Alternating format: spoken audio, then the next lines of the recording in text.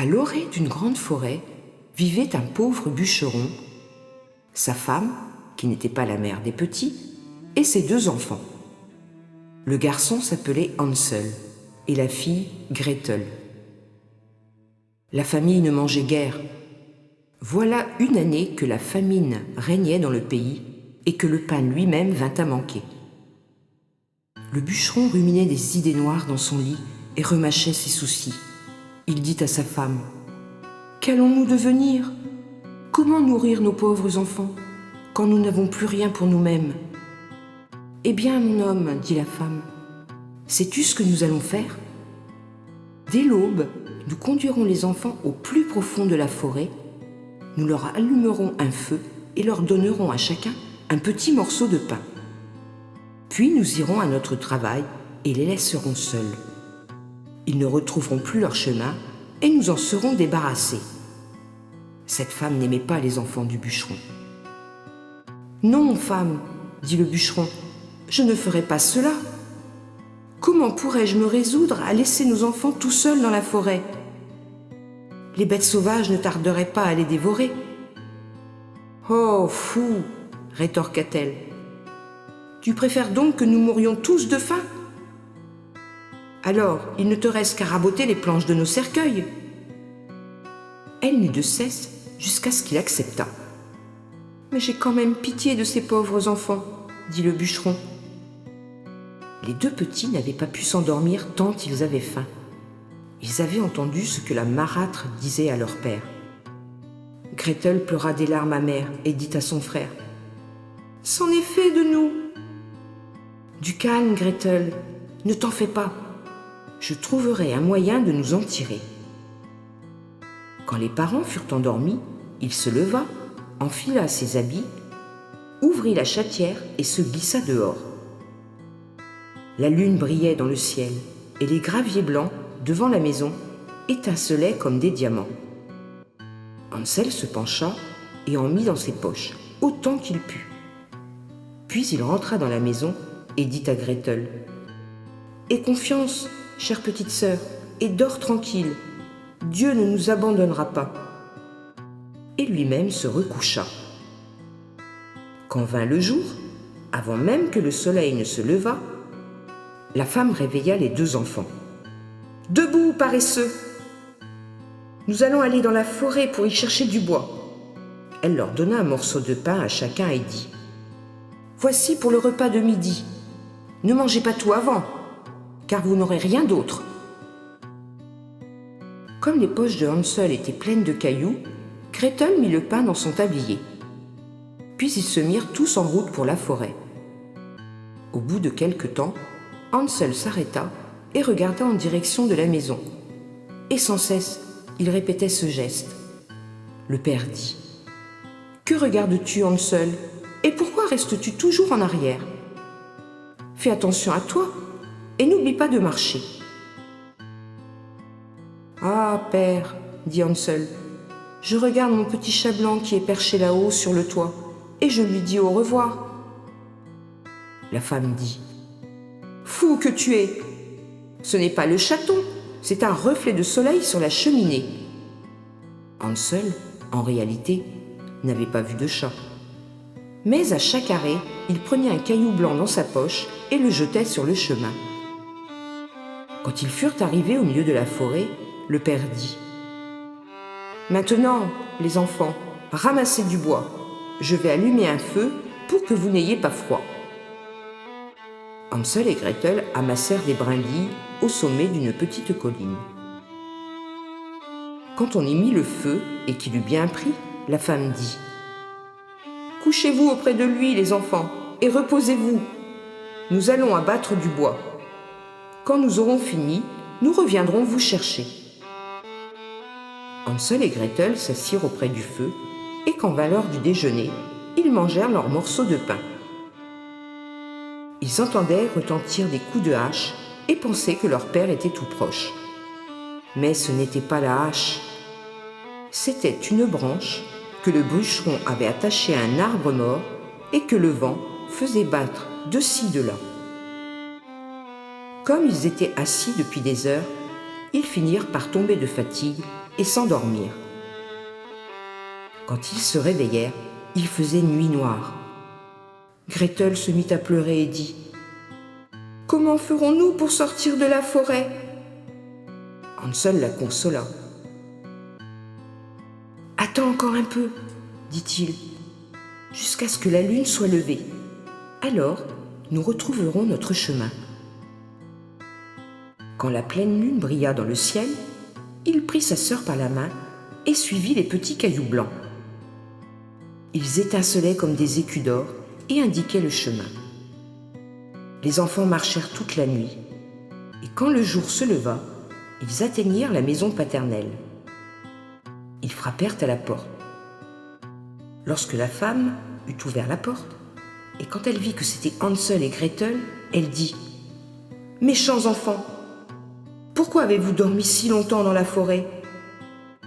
Nous pensions que vous ne reviendriez jamais. » Leur père, lui, se réjouit, car il avait le cœur triste de les avoir laissés seuls dans la forêt. Peu de temps après, la misère régna de plus belle, et les enfants entendirent ce que leur belle-mère disait. « Il ne nous reste plus rien à manger, une demi-miche de pain. Et après, fini, plus rien à se mettre sous la dent. Il faut nous débarrasser des enfants. Nous les conduirons encore plus profond dans la forêt pour qu'ils puissent ne plus retrouver leur chemin. Il n'y a rien d'autre à faire. » Le père avait bien du chagrin. Il songeait. Il vaudrait mieux partager la dernière bouchée avec les enfants.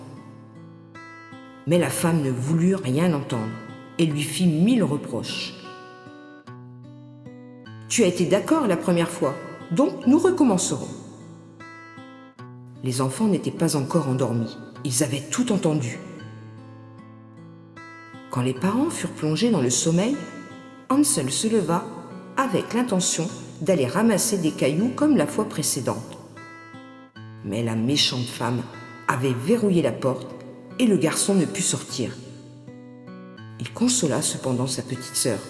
« Ne pleure pas, Gretel, dors tranquille, le bon Dieu nous aidera. » Tôt le matin, la marâtre fit lever les enfants. Elle leur donna un morceau de pain, plus petit encore que l'autre fois.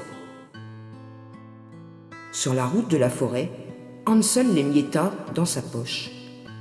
Il s'arrêta souvent pour en jeter un peu sur le sol. « Hansel, qu'as-tu à t'arrêter et à regarder autour de toi ?»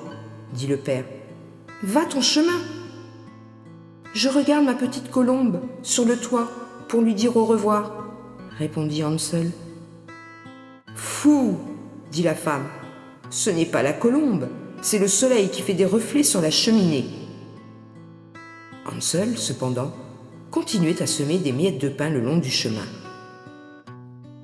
La marâtre conduisit les enfants au fin fond de la forêt, plus loin qu'ils n'étaient jamais allés. On y refit un grand feu et la femme dit « Restez là, les enfants. Quand vous serez fatigués, vous pourrez dormir un peu. Nous allons couper du bois et ce soir, quand nous aurons fini, nous viendrons vous chercher. » À midi, Gretel partagea son pain avec Hansel qui avait éparpillé le sien le long du chemin. Puis ils dormirent et la soirée passa sans que personne ne revint auprès d'eux. Ils s'éveillèrent au milieu de la nuit et Hansel consola sa petite sœur, disant « Attends que la lune se lève, Gretel. Nous verrons les miettes de pain que j'ai jetées. Elles nous montreront le chemin de la maison. »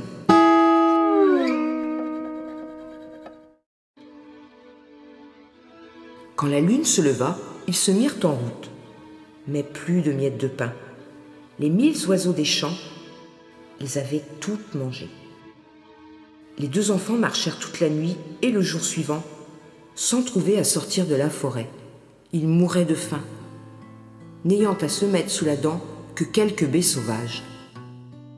Ils étaient si fatigués que leurs jambes ne voulaient plus les porter.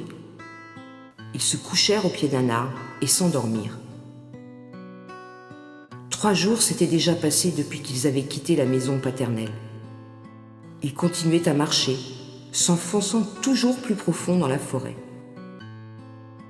Si personne n'allait venir à leur aide, ils ne tarderaient pas à mourir. À midi, ils virent un joli oiseau sur une branche, blanc comme neige. Il chantait si bien que les enfants s'arrêtèrent pour l'écouter. Quand il eut fini, il déploya ses ailes et vola devant eux.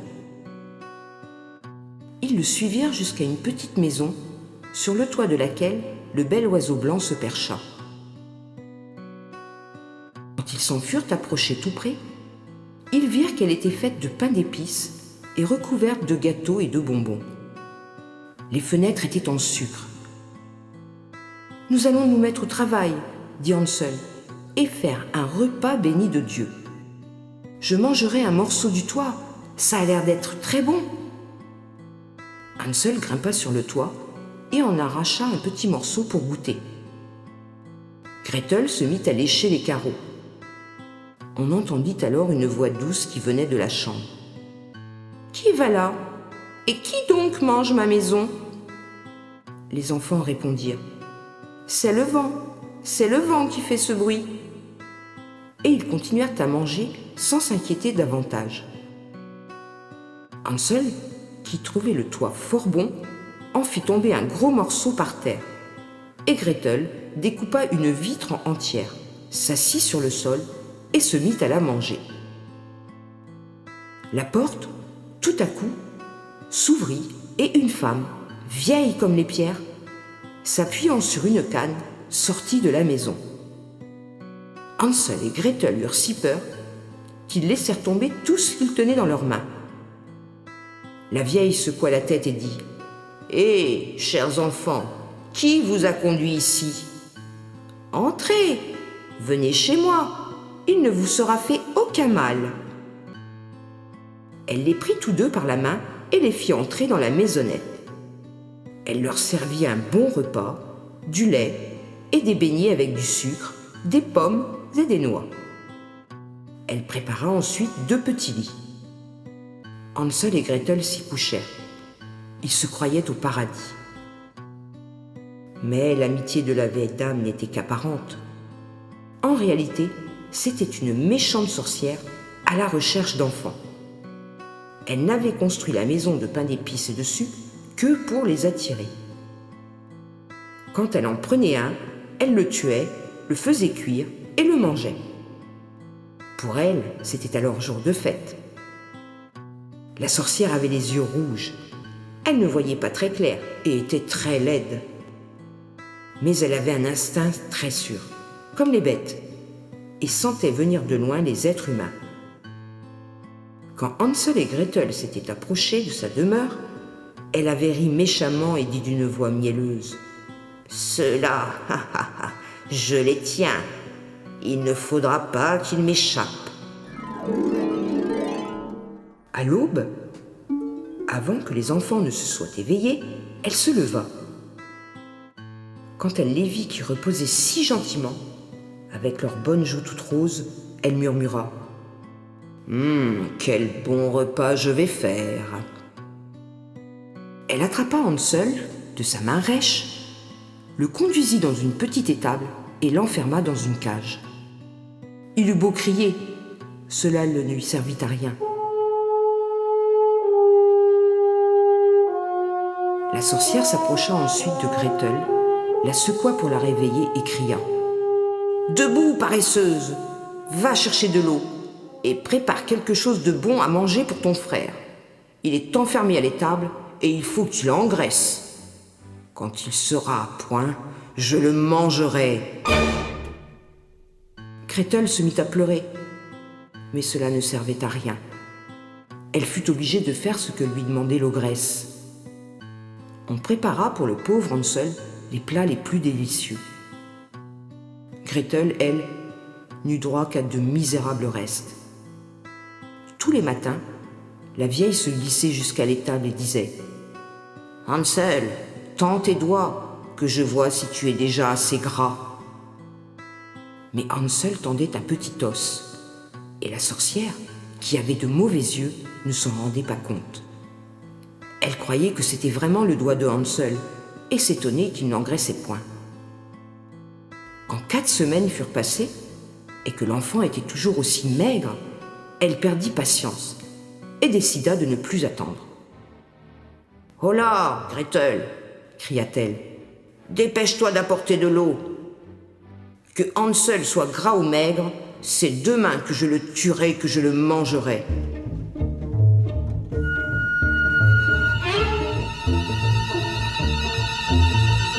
Ah, comme elle pleurait, la pauvre petite, en portant ses seaux d'eau.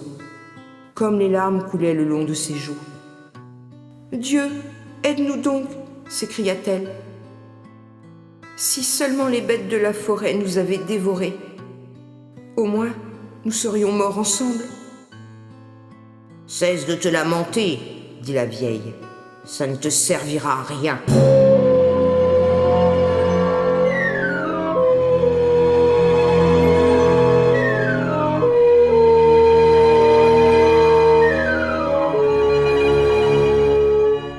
De bon matin, Gretel fut chargée de remplir la grande marmite d'eau et d'allumer le feu. « Nous allons d'abord faire la pâte, » dit la sorcière. « J'ai déjà fait chauffer le four et préparé ce qu'il faut. » Elle poussa la pauvre Gretel vers le four, d'où sortaient de grandes flammes. « Faufile-toi dedans, » ordonna-t-elle, « et vois s'il est assez chaud pour la cuisson. » Elle avait l'intention de fermer le four quand la petite y serait pour la faire rôtir. Elle voulait la manger elle aussi. Mais Gretel devina son projet et dit : « Je ne sais pas comment faire. Comment entre-t-on dans ce four ?»« Petite idiote, » dit la sorcière. « L'ouverture est assez grande. Vois, je pourrais y entrer moi-même. » Et elle y passa la tête. Alors Gretel la poussa vivement dans le four, claqua la porte et mit le verrou. La sorcière se mit à hurler épouvantablement. Mais Gretel s'en alla, et cette épouvantable sorcière n'eut plus qu'à rôtir et mourut. Gretel, elle, courut aussi vite qu'elle le pouvait chez Hansel. Elle ouvrit la petite étable, ouvrit la cage où son frère était enfermé et dit : « Hansel, nous sommes libres, la vieille sorcière est morte. » Hansel bondit hors de sa prison, aussi rapide qu'un oiseau dont on vient d'ouvrir la cage.